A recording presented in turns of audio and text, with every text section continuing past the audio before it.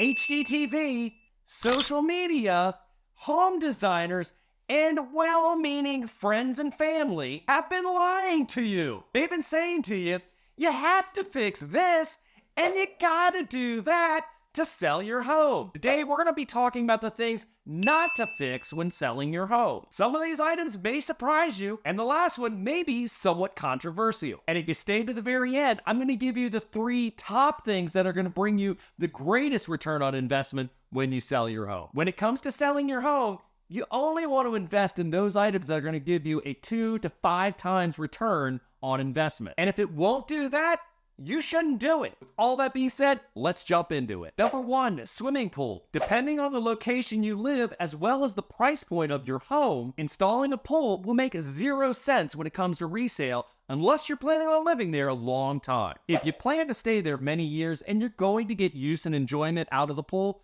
then install the pool. But don't do it for resale purposes. Where I live in Montgomery County, Maryland, the majority of homes in our area do not have pools. Typically find in my area that homes with pools will actually limit the buyer pool.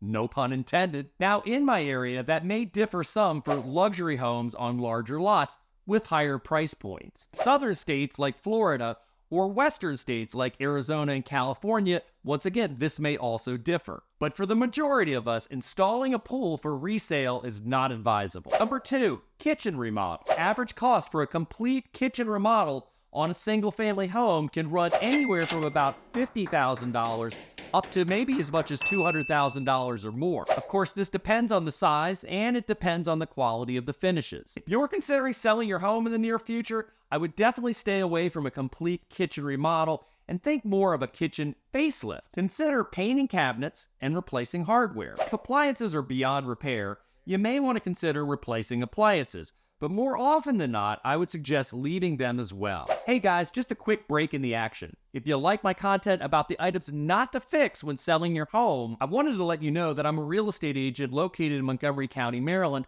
However, I have thousands of connections to other top quality agents throughout the country. If you'd like to be connected with a great real estate agent in your area to discuss more about the items not to fix when selling your home, simply click on the link to my website right down there, pinned in the description box below. Fill out the form, and don't forget to leave your phone number because I will call you to have a discussion about helping you find the right real estate agent. Much like the kitchen, you should also stay away from costly bathroom renovations as well, and once again, think more facelift. Recaulking and regrouting tubs and floors will give a fresh look for very little investment. Replacing toilet seats, outdated light fixtures, towel racks, and faucets can also give you a huge bang for the buck. Number 4, do not replace the roof. Does this surprise you? Now guys, if the roof is actively leaking and it's about to cave in on top of your head, you're definitely going to need to replace it. However, if the roof is older and just simply showing some signs of wear, I would suggest hiring a licensed roofer to examine the roof, make repairs as necessary, and provide you with a roof certification. More often, what I find is that the repairs are minor in nature. Usually it's replacing maybe a few missing or cracked shingles. It could also be replacing some flashing and caulking. Providing the roof certification to all buyers, real estate agents, and inspectors will give them peace of mind that the roof's been looked at, inspected, and still has some life left. Number 5, HVAC. Just like the roof, do not replace the heating and air conditioning system unless it's absolutely dead. You simply won't get your money back. Once again, I suggest you get a licensed HVAC company to come to the property, take a look, do the servicing, do the cleaning, and once again, any repairs that are needed, have them do that as well. They'll give you an invoice, they'll give you a bill, and some type of certification that, once again, you can now show to the buyers, agents, and inspectors to show that this HVAC system not only is working, but it still has some life left on. Recent invoice from a licensed HVAC company will go a long way to making the buyer feel comfortable with moving forward with your house. One other bonus tip is you may also want to consider offering your buyer a 1-year home warranty. There are many different warranties offered out there from other third-party companies like Old Republic, American Home Shield. This is a good idea to consider offering this because once again, it's just going to give the buyer more comfort that if they do have a problem within the first year, that they have a company they can call to come on out and do the repair and possibly even make the replacement. So consider a home warranty for the HVAC as well as some of these other items. Number 6. Window replacement. The replacement of windows can be very expensive. According to the website, This Old House, average cost per window in 2024 is $1,171 installed. Of course, just like everything else, this can go much higher depending on quality. Average 3,000 square foot single family home is going to have somewhere between 30 to maybe 40 or 50 windows. Do the math and you can expect to pay somewhere in the neighborhood of $35,000 to $50,000 to replace all the windows. While of course there will be some monthly savings when it comes to heating and electrical charges, the Department of Energy states that with window replacement you can expect to receive a 7 to 15% savings per month. This equates to roughly $600 a year. Basically the break-even point where savings match investment could reach 30 years or longer. Once again, if you're planning on staying in the home for many, many years, then do the windows if there means monthly savings and also greater comfort. However, do not do it if you're considering selling your home. Typically, what I suggest is replacing any glass that's broken. One of the things that we see in our area here a lot are those double pane windows where you have the condensation between the panes, and this really simply comes from compromised seals between the two panes of glass. Many of these windows, I'll have the glass replaced and seals replaced for about $250 to $300 per window. Once again, not brand new windows, but brand new glass, which makes it look like a brand new window. I also see that many times hardware needs to be replaced on some of the windows because some of the windows, once again, have a hard time opening them up.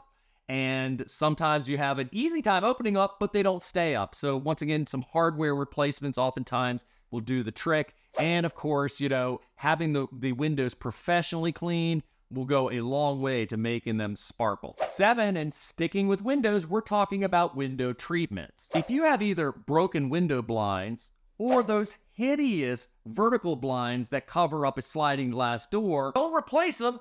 Get rid of them. The great news for you is when it comes to window treatments, today the key is minimalism. Heck, your windows being absolutely bare naked is fine in today's market. The more open sight lines we have and the more natural lighting that come into your home is all going to be a bonus. Last, number 8, and a little controversial, is solar panels. If you're considering selling your home in the next few years, don't do it. The average cost to install a solar system on a single family home is approximately $25,000 according to NerdWallet. The average break-even period from the installation of solar panels is 11 years according to EchoWatch.com. You're simply not going to get your money back. I also highly recommend staying away from leased solar systems. While the low down payment and flexible terms may seem to make sense, oftentimes selling a home with leased solar panels can be extremely challenging. The average lease term for solar panels is 20 years. Beyond just selling the purchaser on your home,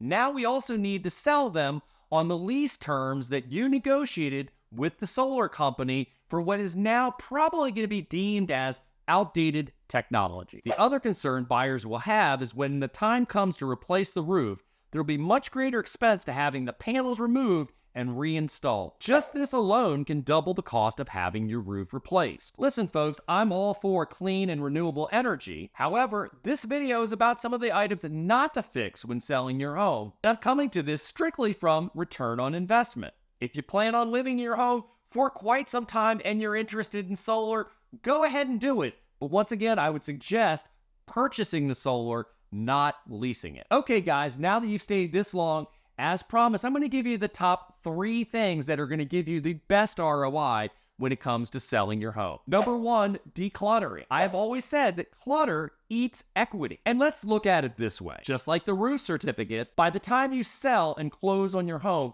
everything needs to be out of your house. Everything. The more clutter you can get rid of on the front end, the less work it's going to give you on the back end. You're going to sell your home quicker and at a much higher price. Now, here's my philosophy on this. If you haven't worn it, read it, watched it, listened to it, sat in it, run on it, or biked on it, etc., etc., etc., it's time to get rid of it. Number 2, painting. There's absolutely no question that a professional paint job will bring you a 3 to maybe 10x return on investment. Notice I said professional paint job. Sloppy paint job will do more to harm the sales process and likely have you sell at a lower price. Of course, when it comes to painting, color matters. Soft white tones are back in style in 2024. We're also still using some light gray tones or grayish tones, which is kind of the combination of gray beige tones, as well with some of the properties. My advice is, if you're painting to sell, go with the same uniform color throughout the home. This is definitely not the time to get artsy-fartsy. Number 3, lawn cleanup and landscaping. Let me tell you guys, there's really something to the term curb appeal. You want to get a buyer excited about your home before they even walk into it. Some of my suggestions that get buyers excited and give that great curb appeal are freshly digging out and mulching all garden beds. And when it comes to mulch color, I prefer black shredded mulch. You're going to also want to freshly cut, weed, and edge the lawn. Prune and shape all shrubbery and remove lower hanging tree limbs and branches. You need to think of this as you would back in the day when we all went with our family to Olin Mills to get our family pictures taken. You don't want your hair hanging in your face, an unkept mustache or beard, or worse yet, hair coming out of your nose and ears. Clean that shit up. This is everyone's first impression of you. So there you have it, my complete list of the 8 things not to fix or repair when it comes time to getting your home ready for the market. Are you surprised by any of these? I think a lot of these go against what many realtors will tell you, because what I hear all the time is, you gotta gut the kitchen, you gotta gut the bathrooms. And, you know, once again, if you're gonna do that for you because you enjoy it, that's awesome. I would not be doing these things to sell your home because you're simply not gonna get ROI from it. Hey guys, thanks once again for checking out my most recent video. If you live in the DC area and you'd like to maybe talk one-on-one about your own plans of either selling or purchasing a home, love the opportunity to do that. It's easy to get in touch with me. You're going to want to just click on the Calendly link in the description box below to set up to a 15 or 30-minute call or a Zoom, and I'd be happy to discuss your plans one-on-one with you. I hope to hear from you soon. See you next week.